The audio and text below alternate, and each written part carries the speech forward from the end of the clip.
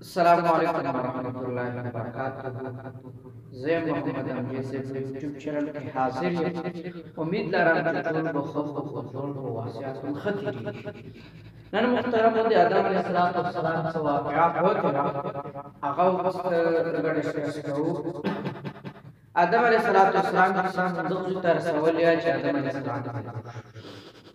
آدم علیه السلام الله جل جلاله د خاورو نه پیدا کړو، بیا جنت ته ولېږه. په جنت کې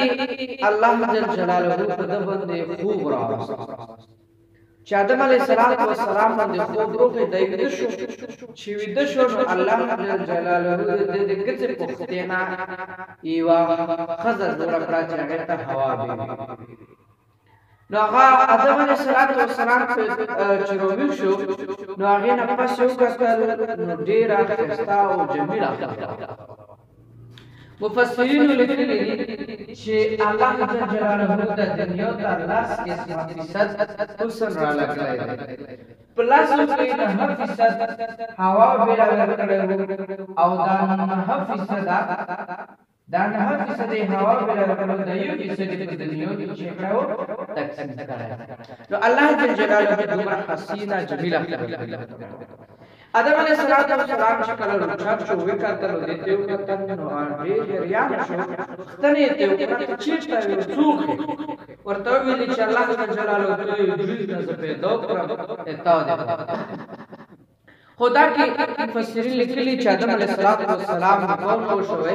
چې نکاح یې نه وشي الله جل جلاله رشته ولرله ورته ویل چې دې خبرې فلحال مه کوه. آدم علیه السلام ته وویل چې دې مهر ادا کړه. آدم علیه السلام ورته وفرمایل چې دې مهر څه شی دی؟ الله فرشتې ورته وویل الله جل جلاله ته وفرمایل چې دې مهر په جناب نبی کریم صلی الله علیه وسلم باندې درود شریف کړه. نو بیا درود شریف وویل او بیا نکاح وشوه. نو آدم علیه السلام او حوا بي چې کوم دا په جنت کې وشي. نو الله جل جلاله چې کله آدم علیه السلام جنت ته داخل کړو نو دې نه مخکې الله جل جلاله ته وفرمایل چې تاسو باندې یو امتحان وداغوي چې تاسو دغه قوم کې ونې ته چې کوم دی نږدې کې هذه الشجرة فتكون من الظالمين. الله جل جلاله قرآن شریف کې فرمایي چې ای آدم علیه السلام ته کې ونې ته ټوله نه نږدې کېږو. مطلب د خبرې دا ده چې تاسو دا ونه خورو، مطلب دا نه دی چې تاسو نږدې کېږو، مطلب دا دی چې تاسو دې خوراک چې کوم دی. نو مفسرین فرمایي چې هغه چې شو هغه کې مختلف اقوال مختلف خبرې دي. او به هر حال مفسرین جمهور مفسرین لیکلي چې هغه ونه چې کوم د غنم هوا انداره کوم چې کوم د نور یو خاين به هر حال مشهور چې کوم د غنم هوا. نو بیا الله جل جلاله دا د دوړه په جنت کې اوسېدل. نو بیا الله جل جلاله فرشتي او شیطانان ټول چې کوم د شیطان یو ورځ الله جل جلاله فرشتو ته هم فرمایل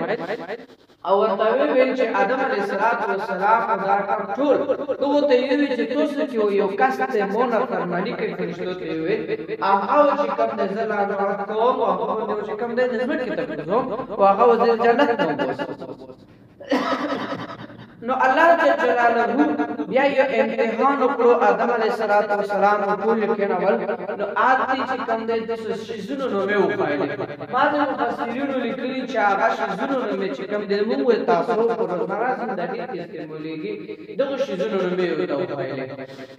او بعضې وایي چې نه قرآن شریف کې او حدیثو کې خاص ذکر نه دی راغلی. نو دې وجې نه یې زده کړونکو کې څه فایده نشته ده. نو دې وجې نه چې کوم د مفسرینو ډېر نه ذکر کړي. نو آدم علیه السلام چې کوم ده هغه شیزونه یاد کړل. نو مفسرینو یوه وجه لیکلې چې آدم علیه السلام ځکه یاد کړل چې د هغه دنیا ته راتګ چې کوم دی دا په استعمالېدل مثال کې کوټوری دی یا بل شی دی دا د استعمال شی و. نو کله چې یو سړی یو شی استعمالولو نیت وي نو هغه شی خامخا زده کوي اختر پیدا رسېږي. نو فرشتو خو چې کوم د فاروق او د صحاب را چې کوم معصوم دي نو فرشتو دومره خوري محنت ونه کړو لکه څومره آدم علیه السلام. بیا الله جل جلاله فرشتي او آدم علیه السلام کېنول او ورته وویل چې تاسو چې خو دا نومونه شیزونو نومې نو چې شیزونو نو می وغستلې نو قال سبحانك لا علم لنا الا ما علمتنا انك انت العليم الحكيم نو فرشتو ته چې هغه علم په موږ سره نشته چې کوم ته موږ لارو علم نه چې کوم دې موږ به هرڅه علم نه زده کړو نو آدم علیه السلام په فرمایي چې تی ورته نو وخلا نو به چې کوم آدم علیه السلام چې نو وغستل د بل یو دی هغه دا چې شیطان چې کله آدم علیه السلام پیدا شو نو آدم علیه السلام په شریعت کې دا خبره وا چې تعظیم چې کومه سجده ده راوا نو فرشتو ته الله جل جلاله حکم کړو چې تاسو آدم علیه السلام ته سجده وکړو په دا حکم کې شیطان هم چې کوم ده شامل نو ټول فرشتو چې کوم ده سجده وکړه او ابلیس ویل چې نه سجده نه کوو ویلې ځکه چې دا د خور نه پیدا شوی دی او چې کوم د مور د شغلې نه پیدا شوی نو زه ته ویلې سجده وکړم واجب باندې نو بیا هر یو شیطان چې کوم ده د آدم علیه السلام څخه پیدا شو ځکه چې کله یو سړی نه یو چت سړی رسي کله یو سړی چې کوم ده یو کمزوری په علم کې او بل سړی په علم کې چې چت شو خو مخول لک حساس لک بغض د کینه پیدا ویږي سړی ته زړه کې نو آدم علیه السلام سره حسد پیدا شو وې دې د کولو د پوره د مختلف جاري کولو کړی نو ان شاء الله بقایا واقعیا په بل ویډیو کې ذکر کیږي اوس د اشریف علیه السلام بعض مفسرینو چې کوم د دې کاوه چې کوم دا څنګه ذکر کوي څوک وایي چې شیب دی چې نه به څوک وایي چې شیش دی چې ورته او څوک وایي چې نه صاحب دی په هر حال به اورا په هغه کې صحیح راځي چې کله قابل حاضر وشنو نو بیا دې په نعمت الله جل جلاله ته بیا اولاد شو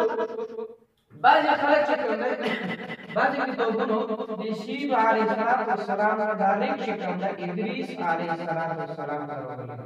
خو نه دا درې څلور محلک منځ کې چې څونه هم نور ذکر شوی دي ځکه وجنا چې دا نور او قوال د نور خبره هم دي نو بیا کې شیب علیه السلام یو ځای وشو چې انوش نو ما مثلا ایغه بیا یو ځای وشو چې کنیان ما مثلا کنیان او د کنیان په یو ځای وشو چې مویلا یل نو ویل او بل ځای وشو چې